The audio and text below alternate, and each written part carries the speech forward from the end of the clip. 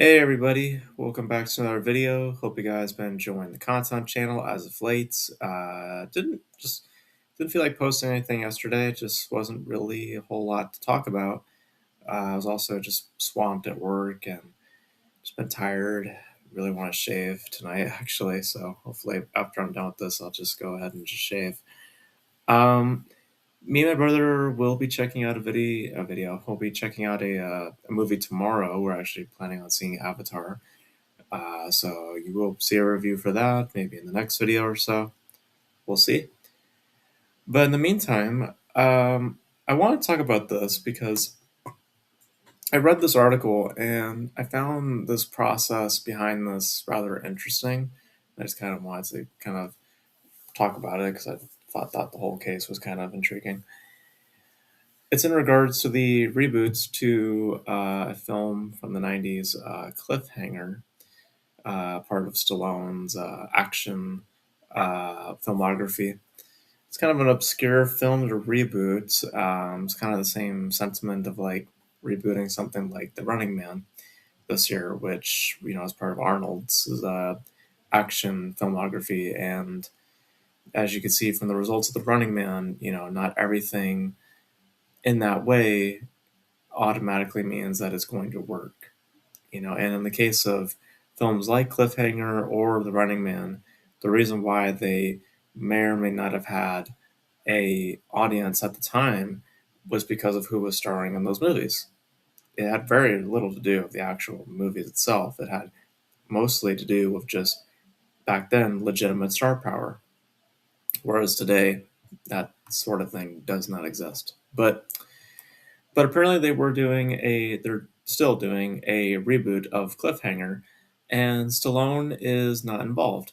Now, being a reboot, you would think, well, that's pretty obvious. I mean, maybe he'd produce or something like that. But no, he's not involved in any capacity. And We're going to read here a little bit about some of the process that went behind this. And it's fairly interesting, actually. So we'll read here. Starting here, quote, producer Neil Moritz has spent the last 15 years trying to reboot Cliffhanger, the 1993 blockbuster starring Sylvester Stallone. The project is finally coming to the big screen next year, but Stallone won't be in it. And in a new lawsuit against the film's financiers, Moritz explains why. Moritz alleges that Rocket Science Industries has I can't pronounce that name. Sorry, pronounce that word. Sorry, has rented. I'm butchering the hell out of that name. Has done something on an agreement. I guess we'll say uh, went against their agreement uh, to pay Stallone a $2.5 million producer fee.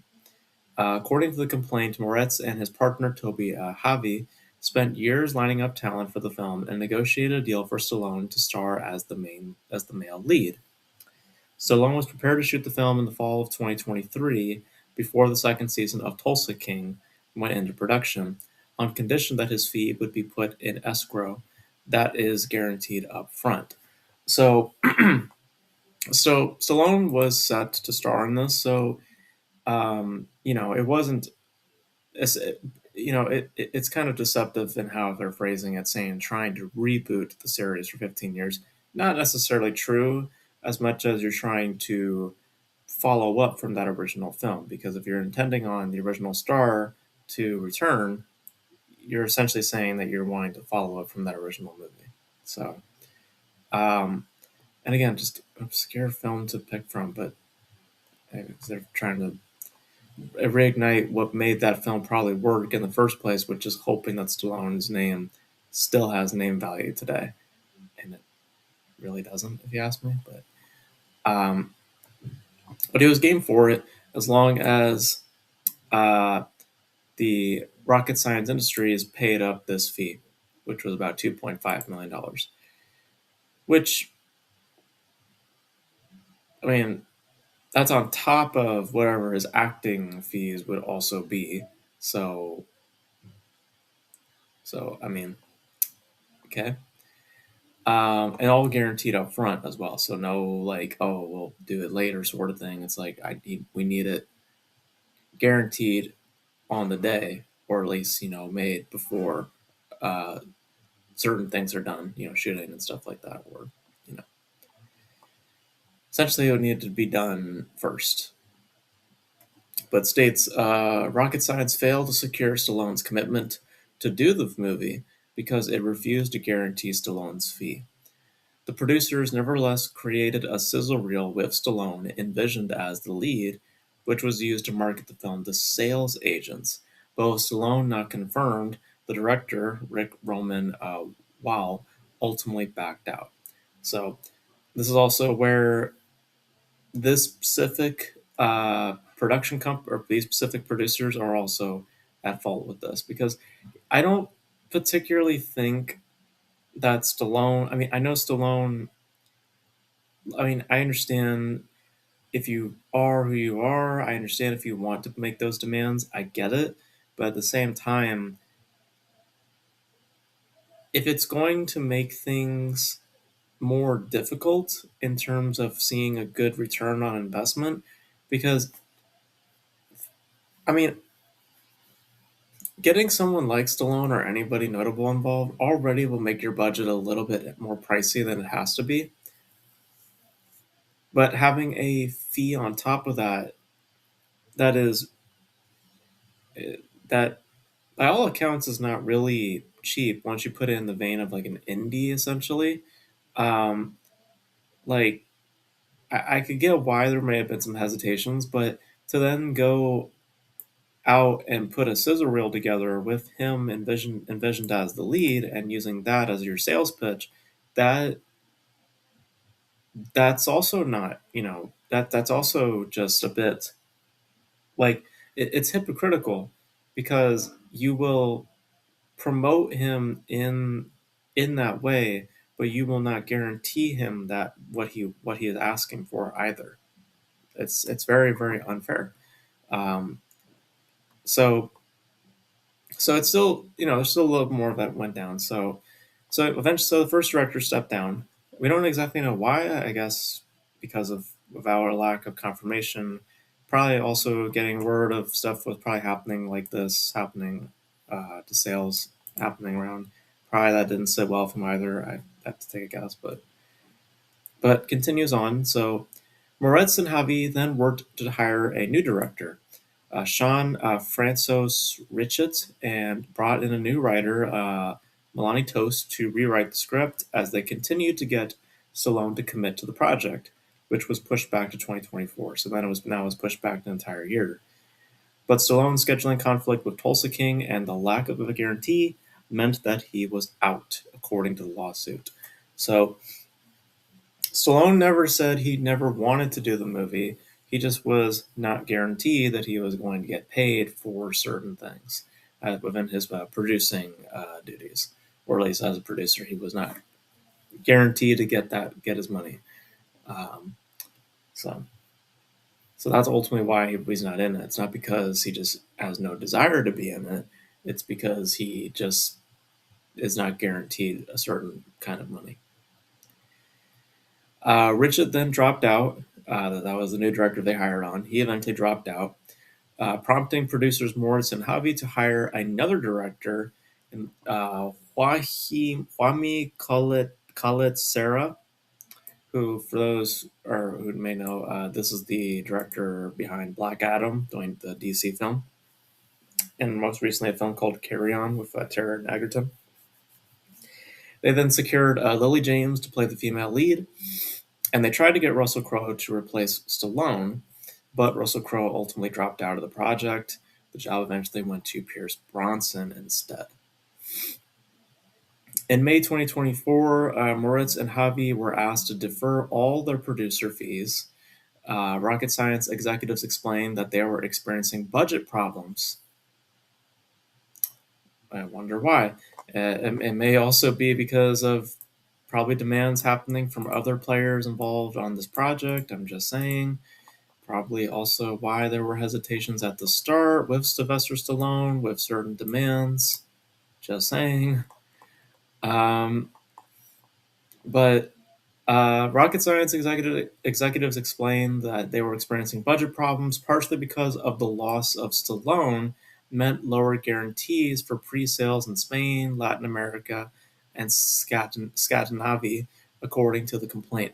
Now, I actually think that the loss of Stallone, yes, in that regard, it does make it more of a limited reach when it comes to your to audiences. I do agree with that.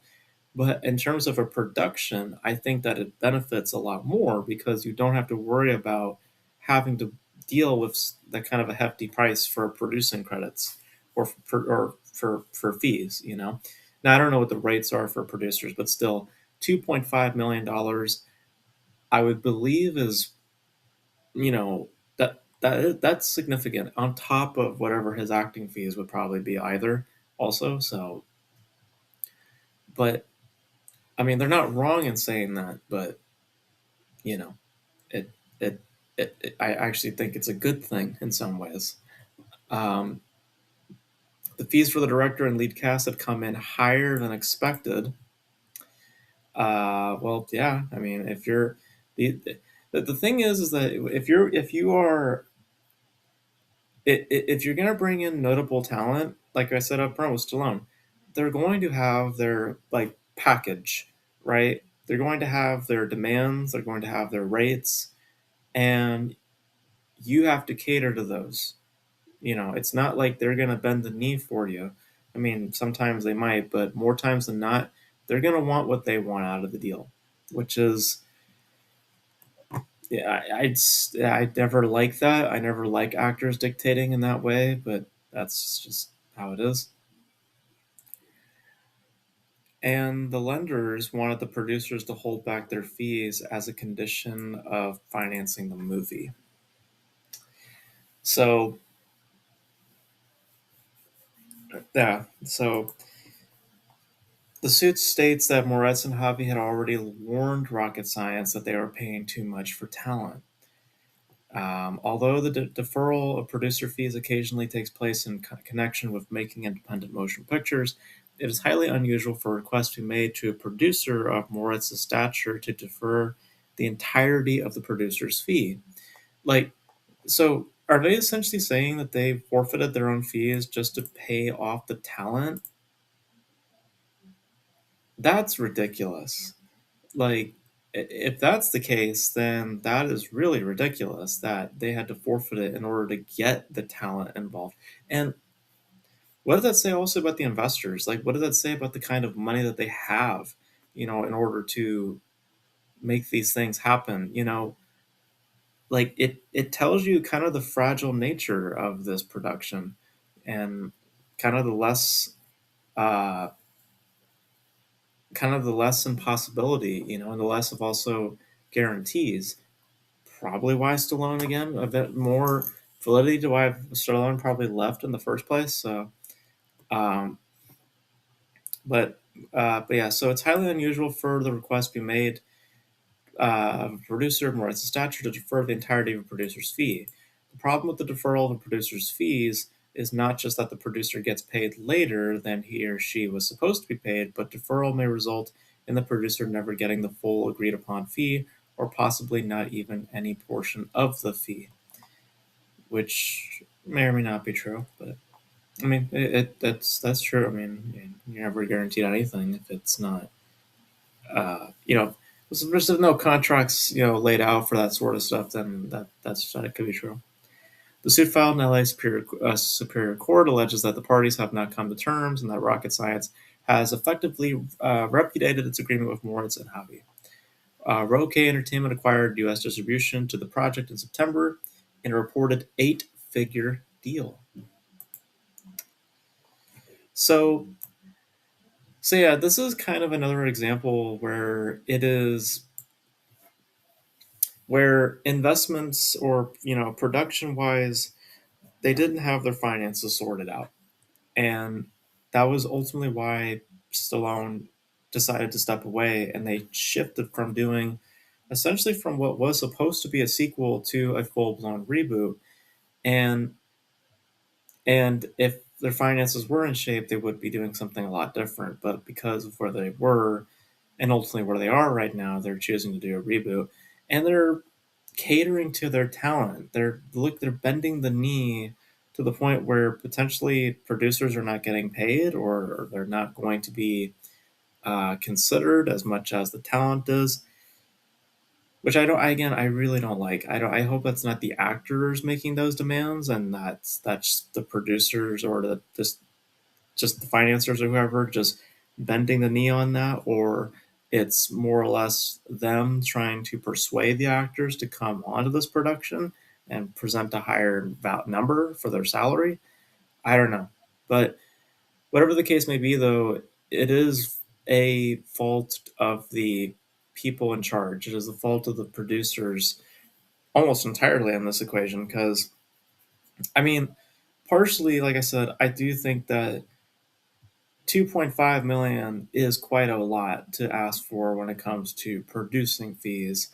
I understand you're asked it's notable talent coming in, but it's still a lot on top of potentially the acting fees that are also part of that equation. So that could be as much as $3 or $4 million even on a production that might be as much as 10 or $15 million at best. If I if I if I recall what Cliffhanger kind of is, like it's not a huge production, right? Um, like yeah, so this is just another example of having your finances needing to be sorted out before you initiate any plans, because it's just going to fall apart and it's not going to pan out. And in the case of this, like I seriously doubt that this is going to get any traction anyway. I mean, just because it's such an obscure film from his catalog. I mean, Rocky, Rambo, like those sort of things. Even the Expendables, to some extent, not really. Like those are more notable things from his catalog. Dread, something like that. Judge Dredd. Um, this is just very obscure. Same, like I said with the Running Man, it's just like these are just very obscure things to just bring back. I don't think anyone was asking for a sequel to Cliffhanger or anything regarding another one of those types of movies. But yeah, uh, have your finances sorted out before you ever commit to doing something like this to a scale like this as well. If you like get notable talent involved and stuff like that, have your stuff sorted out because it's gonna make things just not as pretty, and ultimately, like I said, you are essentially just catering now to talent, which is not healthy. And it creates for a toxic type of trajectory when it comes to this overall production. But we'll see how the results play out next year. We'll probably get a trailer maybe in a couple of months here, but that remains to be seen in terms of quality. But you guys, what are your thoughts in regards to the kind of the just clunky nature of this production? Let me know your guys' thoughts in terms of the finances behind it. You guys agree with some of the decisions here? I agree with some of them, and then other ones where I'm like, no, I don't. I don't agree with that. Especially doing the sales pitch with Stallone in mind, knowing full well that Stallone was probably not involved in this, going to be involved in this production anyway. That's not really great. Um, but you guys know all your thoughts relating to this, and if you guys are familiar with the original Cliffhanger, do you wanted to see another one or a reboot? Let me know. Let me know all your thoughts in the comment section below. And that's gonna be it for this video, guys. Thank you guys for tuning in. And until then, I will catch you guys in the next video. Bye.